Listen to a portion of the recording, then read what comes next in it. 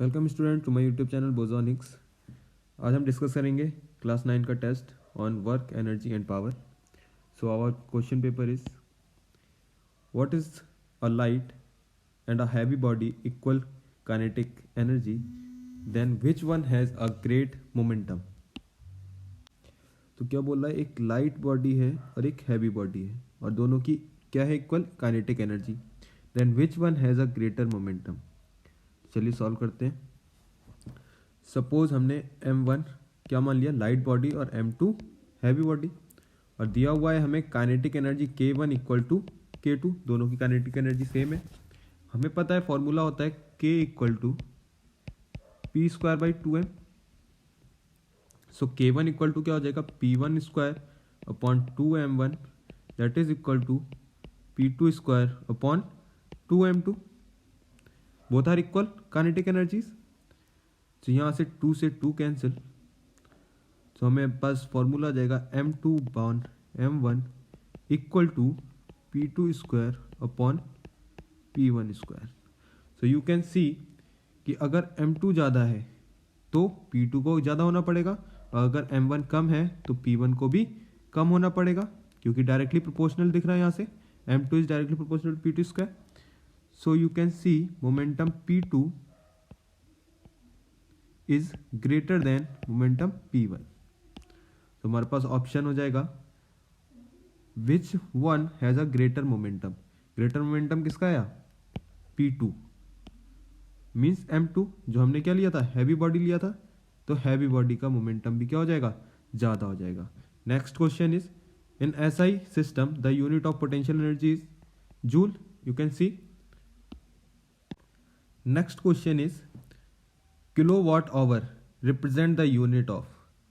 Kilowatt hour की बात कर रहा हूं मैं, किलो वाट एंड आवर, ये किसका यूनिट है, ये यूनिट है किसका, वर्क का, और क्या बोल सकते हो, एनर्जी का। ठीक है, एनर्जी या वर्क। कैसे, पावर का फॉर्मूला होता है P equal to W upon T.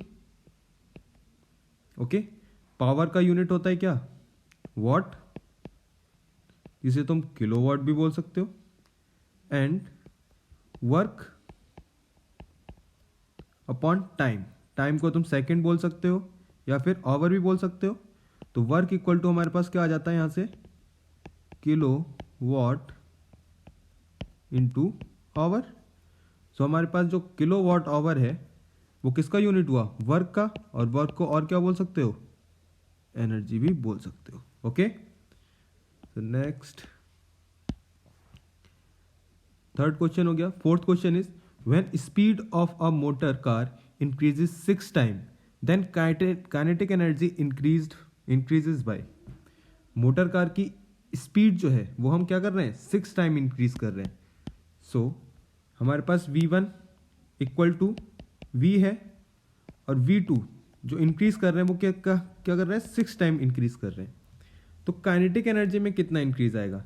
Suppose जब v1 था तो हमारे पास काइनेटिक एनर्जी थी k1 that is equal to half mv square, और जब स्पीड v2 हो गई तो kinetic energy k2 that is equal to half m 6v square. Okay, यही बोल रहा है 6 टाइम इंक्रीज कर रहे हैं, तो वेलोसिटी हमने 6 टाइम इंक्रीज कर दी। सो नाउ हम अगर k1 अपॉन k2 कर दें तो हमें क्या मिल जाएगा, half mv square upon half m into 36, 6 का स्क्वायर v स्क्वायर। तो mv स्क्वायर कैंसिल, हाफ से हाफ कैंसिल, तो k1 इक्वल टू हमारे पास क्या आ गया, 36, k1 इक्वल टू आ गया k2। मीन्स जो काइनेटिक एनर्जी में इंक्रीमेंट आएगा वो कितना आएगा, 36 टाइम आएगा। ओके, तो हमारा आंसर आ गया कितना, 36 time. Okay, now next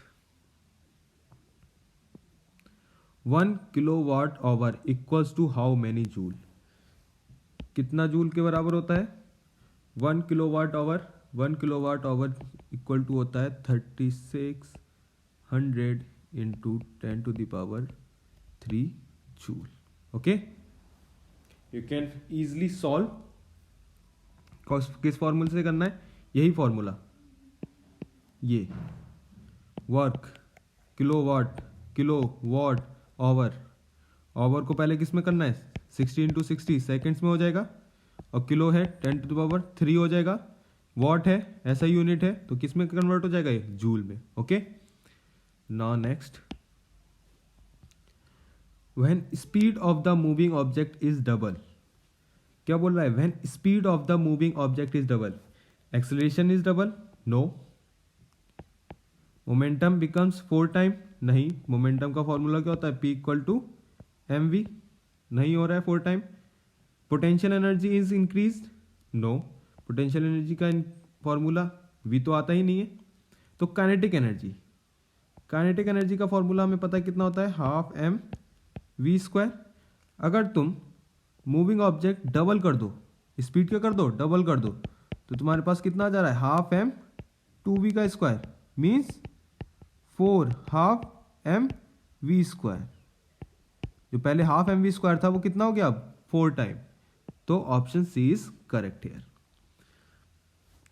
now next question is, when the force applied and the displacement of the body are inclined at 30° with each other, then work done.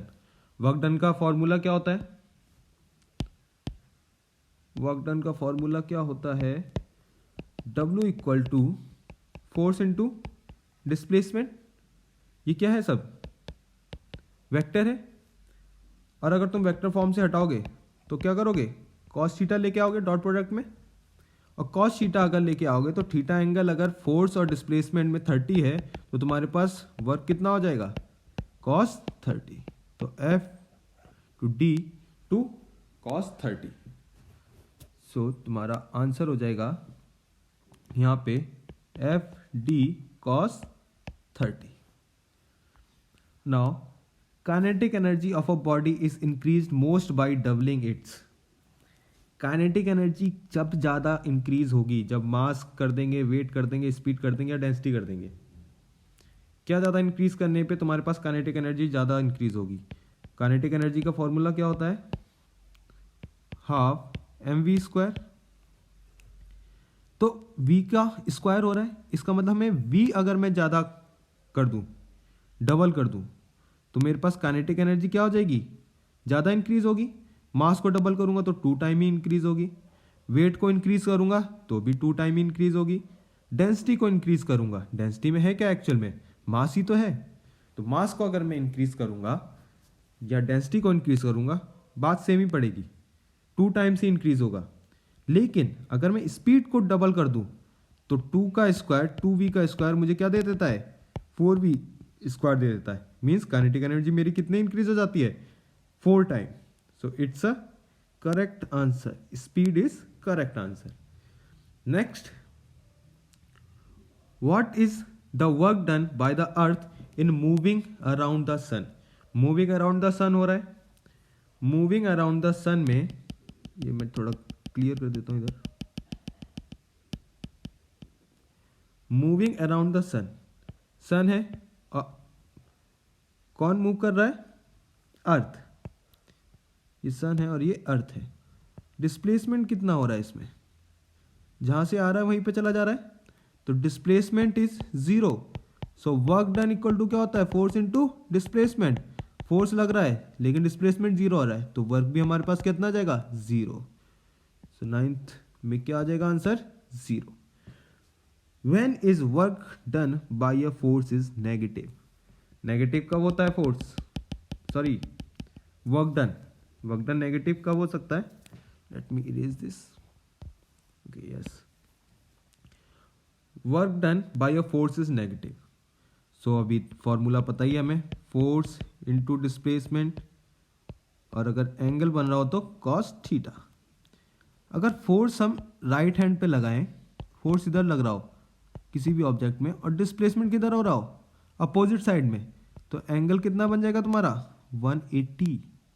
180 का एंगल बन गया. तो force into displacement into cos 180 क्या होती है value 180 की? Minus, तो तुम्हारे पास जो पहले एफ डी आ रहा था वो अब किस में आ रहा है, माइनस में आ रहा है। तो हमारा आंसर हो जाएगा, जब हम फोर्स राइट डायरेक्शन में लगा रहे हैं और उसके अपोजिट डायरेक्शन में डिस्प्लेसमेंट हो रहा हो, तो वर्क डन क्या हो जाता है, नेगेटिव हो जाता है। Clear. Now next is, if we lift a body of 7 kg vertically upward 10 meter, then calculate the force required to lift the body in g।